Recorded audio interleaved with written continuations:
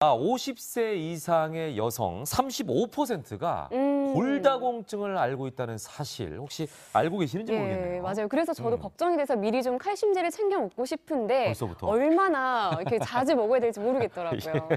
너무 빠른 게 아닌가 이런 생각도 드는데 참 미리미리 대비해요, 최효정 씨가. 대비해야죠. 자, 뼈 건강 지키는 식습관 네. 어떻게 하면 좋을지 저희가 오늘 준비한 치유 비책에서 확인해 보시기 바랍니다. 추운 날씨에는 근육과 혈관이 수축하면서 관절이 뻣뻣해지는 강직 현상이 일어나기 쉬운데요. 뼈 건강을 위해서는 평소 꾸준한 운동과 균형 잡힌 식사, 그리고 칼슘을 충분히 섭취하는 게 중요하겠죠. 어머니도 기노키나고 계단 올라가는데 무릎도 좀 아프고 그래서 골다공증에 도움이 될까 하고 칼슘제를 먹고 있어요. 아무래도 아기 키우면서 또 관절이 좀 안 좋아지다 보니까 칼슘 보조제 같은 거 좀 먹고 있어요. 질병관리본부에 따르면 평상시 식생활을 통해 남성은 권장량의 73%, 여성은 67%만 섭취하고 있다고 하는데요.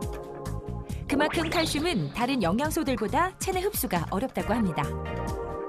상황에 이렇다 보니 부족한 칼슘을 보충해준다는 칼슘제의 인기가 높아지고 있는데요.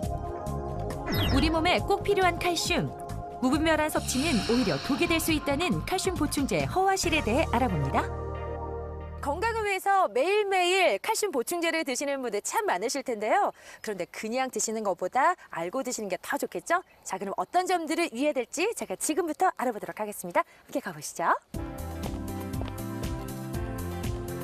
얼마 전 골다공증 검사를 받았다는 대구의 한 주부를 직접 한번 만나봤는데요. 병원에 건강검진 받으러 갔다가 골밀도가 조금 낮아졌다는 그런 얘기를 듣고 그래서 이제 칼슘제를 복용하게 됐어요.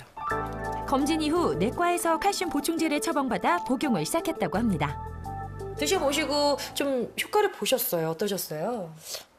몇 년간 꾸준히 먹었는데 별 효과는 제가 느끼지를 못한 것 같아요. 검진을 받으러 갔는데 골밀도가 좋아졌다는 그걸 못 들었어요. 그런데 1년 전 칼슘 부작용에 대한 기사를 읽게 되었다는데요. 칼슘이 부족해도 문제가 되고 좀 가다해도 문제가 된다 하는데 앞으로 제가 칼슘제를 어떻게 복용을 해야 될지 그게 고민이 좀 되네요, 지금. 미국의 한 연구 결과에서는 칼슘제를 복용한 사람들이 먹지 않은 사람들보다 심근경색 위험이 더 높은 것으로 나타나기도 했는데요.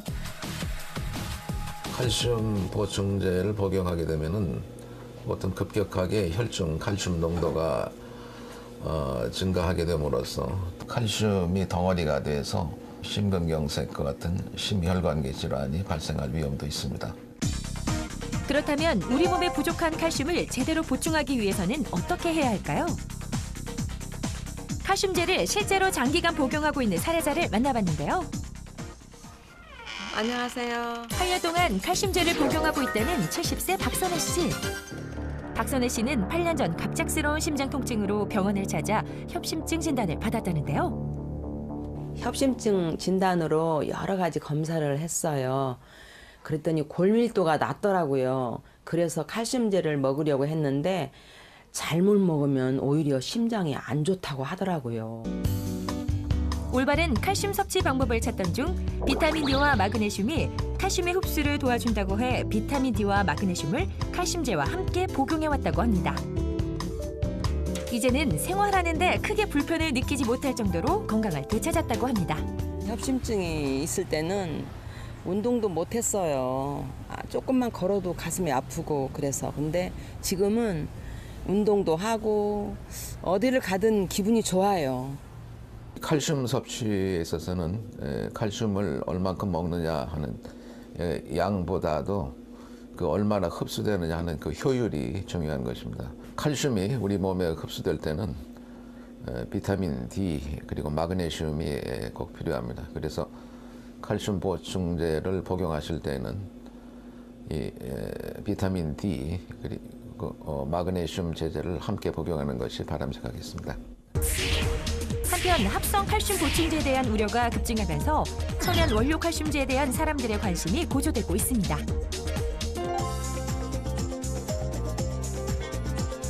천연 칼슘제는 원료 분말을 알약 형태로 만들 때 사용하는 화학 부형제를 완전히 배제하고 100% 천연 원료로만 만든 칼슘제인데요.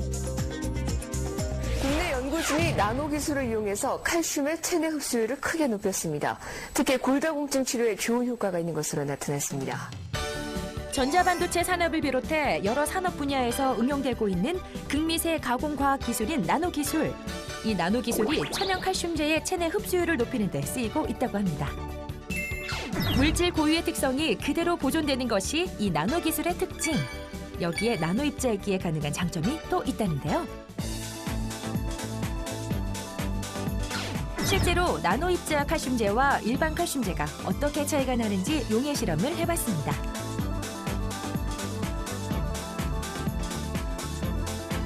보이시나요?